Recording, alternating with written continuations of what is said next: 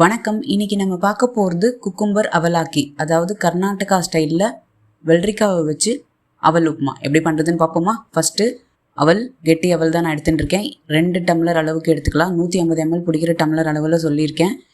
இது மாதிரி வடிகொடியில் சேர்த்துட்டு 2 தடவை நல்லா வாஷ் பண்ணிட்டு தண்ணியெல்லாம் வடித்து எடுத்துட்டுருவோம். இதுக்கு அரை வெள்ளரிக்காய் இந்த சைஸை எடுத்துட்டு பெரிய துருவலில் துருவின்றலாம், தோலோடையே துருவின்றலாம்.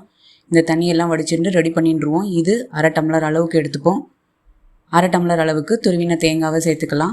2 டம்ளர் அவலுக்கு அரை டம்ளர் துருவின தேங்காய், அரை டம்ளர் துருவின வெள்ளரிக்காவை சேர்த்துட்டு எல்லாத்தையும் மிக்ஸ் பண்ணி வச்சுட்டுலாம். இப்போது அடுப்பில் கடாய் வச்சுட்டு 1 ஸ்பூன் அளவுக்கு எண்ணெயை விட்டுண்டு 1/2 ஸ்பூன் உளுத்தம்பருப்பு, 1/2 ஸ்பூன் கடலைப்பருப்பு, 1/2 ஸ்பூன் கடுகு, 2 காஞ்ச மிளகா, 2 டேபிள் ஸ்பூன் அளவுக்கு வேர்க்கடலையை சேர்த்துப்போம். வறுத்துன்றலாம். வேர்க்கடலை வறுப்பட்டதும் 2 பச்சை மிளகா, கொஞ்சோண்டு கருவேப்பிலை, 1/4 ஸ்பூனுக்கு பெருங்காய பொடியை சேர்த்துட்டு எல்லாத்தையும் நல்லா கலந்து விட்டுருவோம். இப்போது அவலை சேர்த்துருவோம். 3/4 ஸ்பூன் அளவுக்கு உப்பு சேர்த்து எல்லாத்தையும் நல்லா மிக்ஸ் பண்ணிட்டுருவோம். இதை 1 நிமிஷம் அப்படியே மீடியம் ஃப்ளேமில் வச்சிடலாம். 1 நிமிஷத்துக்கு அப்புறம் 1 ஸ்பூன் எலுமிச்சம்பழம் ஜூஸை சேர்த்துட்டு கொத்தமல்லி தழைகளை தூவிண்டு அடுப்பு ஆஃப் பண்ணிடலாம். சூப்பராக ரெடி ஆகிடுது. ஈவினிங் டிஃபனுக்கு இது டாப் கிளாஸாக இருக்கும். நீங்களும் செஞ்சு பாருங்கள். உங்களுக்கு எப்படி வந்திருக்குன்னு கமெண்ட்ஸில் சொல்லுங்கள்.